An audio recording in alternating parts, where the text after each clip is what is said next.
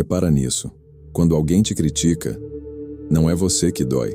É como se alguma coisa em você, bem antiga, bem treinada, entrasse em pânico. Um pânico que não grita, mas comanda. Um pânico que sobe pelo corpo como eletricidade silenciosa. O peito aperta, a garganta fecha, a mente acelera. E antes mesmo de você entender o que foi dito, já existe um preciso me defender, armado dentro de você. Como se uma simples frase tivesse o poder de te expulsar do mundo. Como se a crítica fosse uma ameaça real. E se eu te disser que essa dor não tem nada a ver com a crítica, mas com o medo de deixar de existir? Sim, existir. No sentido mais cru, no sentido do ego. Ser visto, ser aceito, ser validado, ser alguém. Porque tem um detalhe que quase ninguém percebe. A crítica não machuca porque traz informação. Machuca quando ela encosta na identidade que você aprendeu a usar como armadura. E aí, não é mais sobre o que a pessoa falou, é sobre o que isso significa dentro de você. Se uma simples frase consegue te desestabilizar, talvez não seja sensibilidade, talvez seja dependência do ego. E o ego, quando sente ameaça, não conversa. Ele reage. Ele puxa o alarme. Ele transforma o momento numa guerra sem perceber. E por isso a reação parece desproporcional.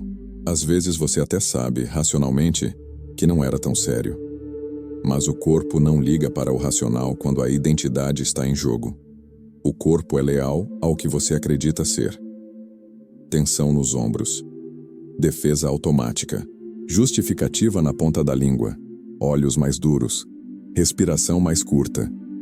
E às vezes vem o ataque, mesmo que disfarçado de "só tô sendo sincero". A mente começa a correr atrás de argumentos como quem corre atrás de ar, e olha como é estranho. Você pode estar certo, pode estar errado, pode nem ter entendido direito. Mas a urgência de se proteger nasce do mesmo lugar. O ego não quer clareza, o ego quer sobrevivência. E ele sobrevive de uma coisa específica: imagem. O ego não é quem você é. É quem você aprendeu a parecer. É o personagem que você foi montando desde cedo, peça por peça, para caber na expectativa dos outros e, principalmente, para não ser rejeitado. Talvez você tenha aprendido que precisava ser forte. Talvez tenha aprendido que precisava ser inteligente. Talvez tenha aprendido que precisava ser o bom, o responsável, o que nunca falha, o engraçado, o que dá conta, o que não precisa de ninguém. E cada vez que você foi elogiado por isso, o ego anotou: é assim que eu existo. Cada vez que você foi criticado, o ego anotou também: é assim que eu posso desaparecer. Por isso a reação é imediata, quase automática, quase inevitável. Quando alguém critica você, não está tocando sua essência, mas está tocando a construção. E a construção, por mais bonita que pareça, costuma ter partes frágeis, porque ela não foi feita para revelar verdade, foi feita para evitar dor. Então, quando a crítica chega, ela não bate na sua alma, ela bate na parede que você ergueu para não sentir certas coisas. E parede, quando trinca, faz barulho por dentro. É por isso que, às vezes, a crítica é pequena e o estrago emocional parece enorme. A pessoa diz algo simples, quase banal, e você passa o dia inteiro remoendo. Só que o que você está remoendo não é a frase. Você está remoendo a possibilidade de estar menos do que o personagem promete. Você está remoendo o medo de perder o lugar que conquistou no olhar dos outros. Tem gente que chama isso de orgulho, mas orgulho é só a capa. O que está embaixo é medo. Medo de não ser suficiente. Medo de ser desmascarado. Medo de ser visto sem maquiagem emocional. Medo de não ter valor se não for perfeito, útil, admirável.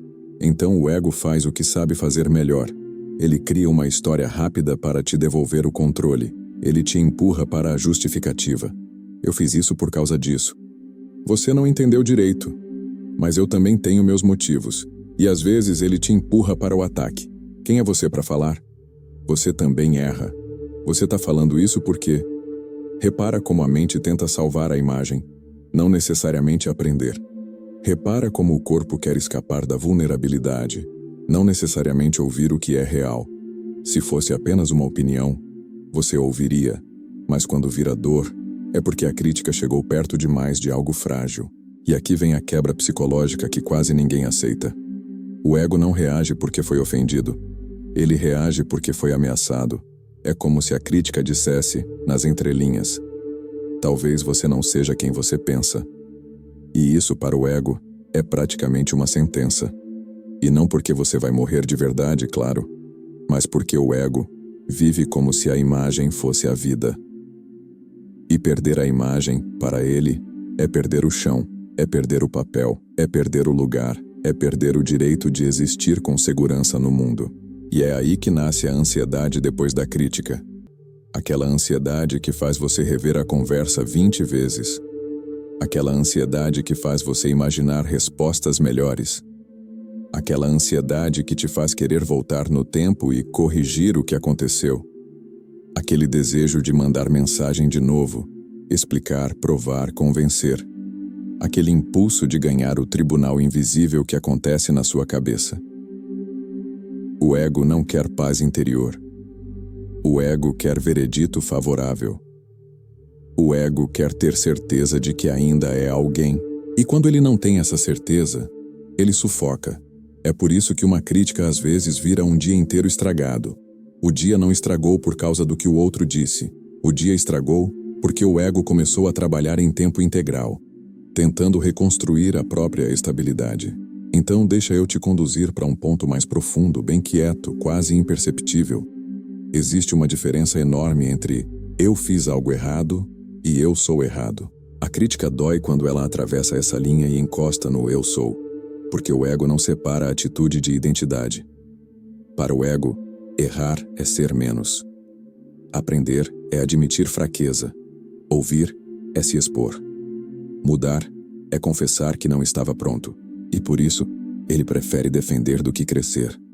E aqui tem um detalhe que dá um alívio estranho. Quando você percebe isso, você para de achar que é fraco por se incomodar. Você começa a enxergar o mecanismo. Você começa a ver o ego como um sistema de proteção, uma inteligência antiga tentando evitar dor social, rejeição, humilhação, abandono. E isso muda tudo, porque você deixa de brigar consigo mesmo. E quando você para de brigar, você ganha espaço para observar. O começo da libertação não é não sentir, é perceber o que está sentindo sem virar aquilo. Porque o que te prende não é a crítica. O que te prende é a fusão com a imagem. O medo de ser menor do que a máscara promete. E quando essa fusão começa a ser vista, uma pergunta aparece bem de leve, como uma luz acendendo num corredor escuro. Se eu não sou essa imagem, de onde vem a necessidade de ser validado o tempo todo? E é aí que a conversa fica realmente séria, porque o ego não só se defende, ele se alimenta. E quando a validação some, ele entra em abstinência por dentro, como se estivesse perdendo o ar. O ego precisa ser validado para se sentir vivo. Essa é uma verdade desconfortável, mas libertadora quando finalmente é vista. O ego não se sustenta sozinho. Ele não nasce completo. Ele é construído aos poucos, usando o olhar do outro como cimento. E desde cedo ele aprende uma regra silenciosa. Eu existo melhor quando sou aprovado. Cada elogio vira alimento. Cada reconhecimento vira prova de vida. Cada sinal de aceitação vira confirmação de que está tudo bem continuar sendo quem você acha que é. E por isso, o ego vive de espelhos. Espelhos emocionais, espelhos sociais, espelhos invisíveis que refletem de volta uma imagem que diga: você está certo, você é bom, você tem valor. Quando alguém elogia, o ego relaxa, ele se expande, ele se sente seguro. Quando alguém critica, o ego encolhe, ele entra em alerta, ele interpreta aquilo como rejeição, mesmo quando não é. E aqui mora uma confusão profunda. Nem toda crítica é rejeição, mas o ego não sabe diferenciar. Ele não foi feito para nuance, ele foi feito para sobreviver socialmente. E para ele, sobrevivência significa pertencimento. Então, quando alguém aponta algo em você, o ego traduz rápido demais. Estão me tirando valor. Estão me diminuindo. estão me colocando para fora. E essa tradução acontece tão rápido que você nem percebe. Já é emoção, já é defesa, já é narrativa interna rodando a mil. E olha como isso é sutil. Muitas vezes a crítica nem vem carregada de agressividade, mas o ego reage como se fosse um ataque direto, porque não é o tom que importa. É o significado interno. O ego precisa sentir que está no controle da própria imagem.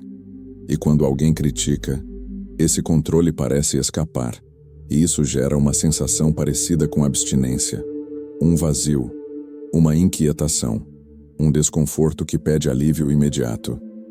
E o alívio, quase sempre, vem em forma de história mental. A mente começa a trabalhar sem parar para restaurar a sensação de valor. Ela não me entende. Ele está projetando as próprias inseguranças. Isso é inveja. Ela sempre faz isso. Ele não tem moral para falar. Percebe? Essas frases não surgem para buscar verdade. Elas surgem para restaurar a imagem. Elas são analgésicos emocionais. O ego não pergunta, isso pode ser útil? Ele pergunta, isso ameaça quem eu sou? E se ameaça, ele reage, mesmo que a crítica seja completamente falsa. E aqui vem uma revelação desconfortável. Nem toda crítica é verdade. Mas o ego reage até quando é mentira. Porque o problema não é o conteúdo, é o controle. O ego não quer saber se aquilo procede. O ego quer saber se ainda está seguro no lugar que ocupa. E por isso até uma crítica absurda pode te tirar do eixo, se ela tocar no ponto certo. Se ela encostar numa insegurança antiga. Se ela atravessar uma dúvida que você nunca resolveu consigo mesmo. Porque o ego guarda arquivos antigos. Coisas que você achou que já tinha superado. Coisas que você enterrou sob conquistas, títulos, força, maturidade aparente. Mas basta alguém tocar naquele lugar mesmo sem intenção. E o ego desperta como um alarme antigo que nunca foi desligado. E aí você se vê reagindo de um jeito que nem combina com quem você acha que é. Por que isso me incomodou tanto? Por que eu ainda ligo para isso? A resposta costuma ser simples e difícil de aceitar ao mesmo tempo, porque uma parte de você ainda precisa de aprovação para se sentir inteira. O ego se sente vivo quando é validado, e quando a validação some, ele entra em desespero silencioso. E esse desespero pode aparecer como raiva, ou como tristeza, ou como ironia, ou como silêncio carregado, ou como vontade de provar algo a qualquer custo. E repare como isso cansa. Viver dependendo de espelhos cansa. Viver ajustando comportamento para manter imagem cansa.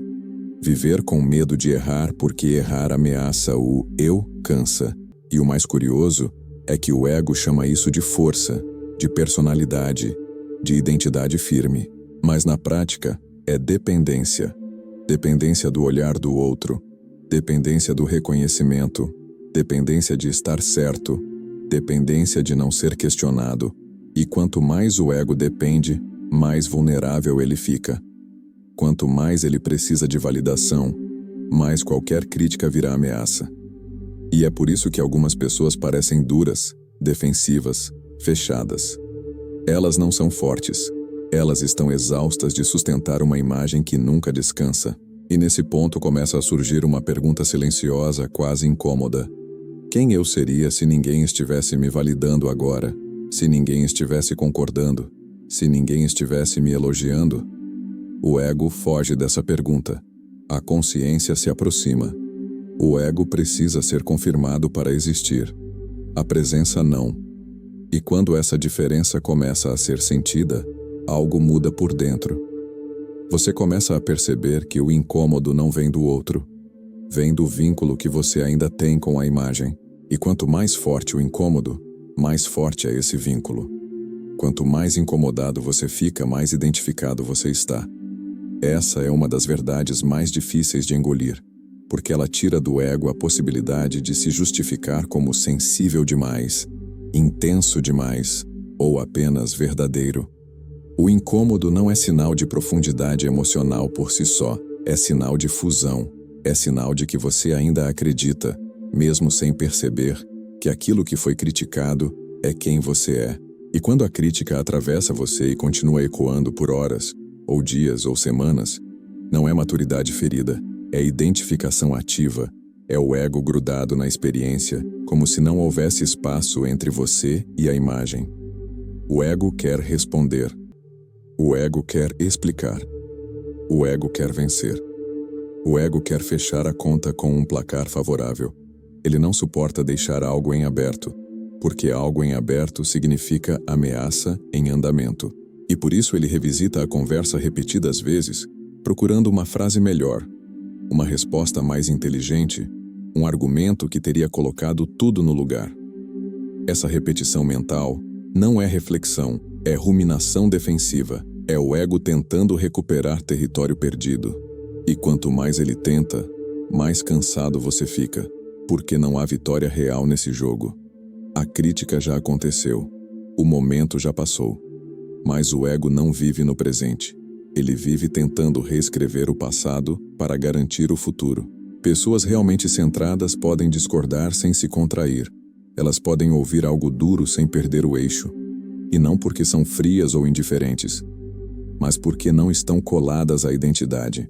Elas não confundem comportamento com essência, opinião com verdade, rejeição com aniquilação. A consciência observa, o ego reage, e essa diferença muda tudo. O ego se move rápido, a consciência é espaçosa. O ego precisa agir, a consciência permite. O ego acredita que precisa responder para existir. A presença sabe que não precisa se defender para ser real. Quando você está identificado com o ego, qualquer crítica vira um teste de valor pessoal. Quando você está mais presente, a crítica vira apenas um dado. Pode ser útil, pode ser descartável, mas não define quem você é. E repare como isso é corporal também. Quando o ego assume, o corpo contrai. Quando a presença aparece, o corpo suaviza. O incômodo diminui não porque a crítica mudou, mas porque você mudou de lugar interno. Você saiu do personagem e voltou para o observador. E esse movimento é sutil, quase invisível, mas profundamente transformador. É o momento em que você percebe a reação surgindo, e em vez de segui-la automaticamente, você pausa, um segundo a mais. Uma respiração mais consciente, um espaço entre estímulo e resposta.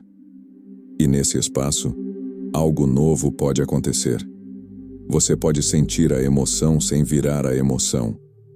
Você pode ouvir sem se perder. Você pode discordar sem se fechar. E isso não significa passividade, significa liberdade. O ego precisa responder. A presença não precisa se defender.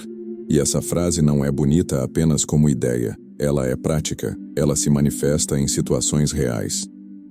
Na crítica no trabalho, no comentário atravessado de alguém próximo, na opinião que chega sem convite, na observação que toca num ponto sensível. Se você observa bem, vai perceber. Quanto mais você sente vontade imediata de se justificar, mais o ego está no comando. Quanto mais você consegue ouvir sem urgência, mais consciência está presente. E isso não se conquista à força. Não se trata de aguentar calado ou engolir tudo. Trata-se de não se confundir. Trata-se de não fazer da crítica um espelho absoluto de quem você é. Porque quando você acredita que precisa provar algo, você já está preso no jogo do ego. E o jogo do ego nunca termina. Ele sempre quer mais validação, mais controle, mais certeza. Mas quando você começa a perceber esse mecanismo em funcionamento, algo se afrouxa.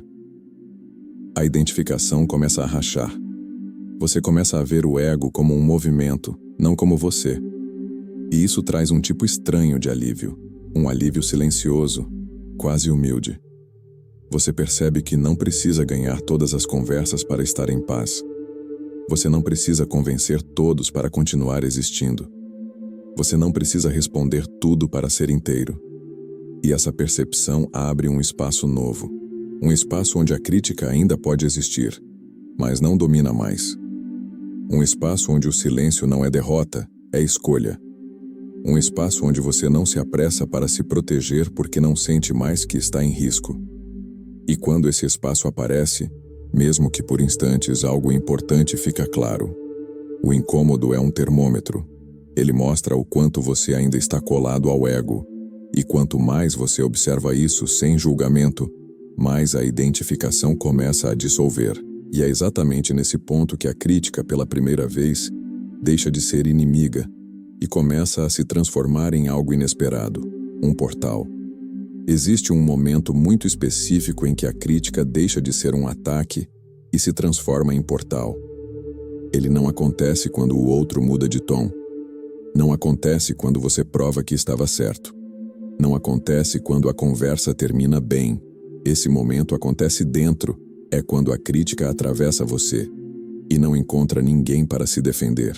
No começo, isso soa quase impossível, porque a reação vem rápido, o corpo sente. A mente arma respostas. Mas se por um instante você não alimenta esse movimento, algo diferente acontece. Você percebe a reação surgindo e não se torna ela. Você sente o impulso de se justificar e deixa passar. Você nota o ego pedindo palco e escolhe não subir. E nesse pequeno espaço, algo se dissolve. A crítica continua existindo. As palavras continuam tendo sido ditas, mas o sofrimento não se sustenta, porque o sofrimento dependia da crença de que aquilo que estava sendo atacado era você. E quando essa crença afrouxa, o ego perde força, não por luta, mas por falta de combustível. Você começa a ouvir de outro lugar, um lugar mais amplo, um lugar que não precisa vencer, convencer ou se explicar. Um lugar que sabe que existir não depende de aprovação. E aqui acontece uma inversão silenciosa. A crítica, que antes roubava sua paz, passa a revelar algo valioso. Ela mostra onde ainda existe apego.